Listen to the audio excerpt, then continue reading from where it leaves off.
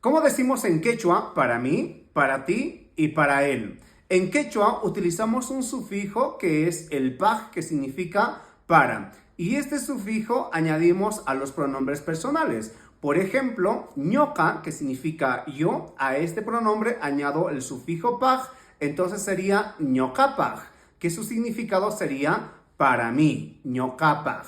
Y para la segunda persona sería can, que significa tú, y a esto añadimos el paj, entonces sería campaj, que significa para ti. Y para la tercera persona, que es pai, él, añadimos el paj, entonces sería paipaj, que significaría para él. Como por ejemplo, kaip ankaja ñokapaj. Kaip ankaja ñokapaj. Este libro es para mí. Kaip ankaja kampaj. Kaip ankaja paipaj. Este libro para él. ¿Unancha concho?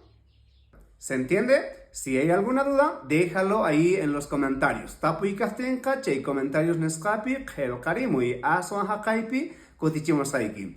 Tinko nakamakachu yachakujuna.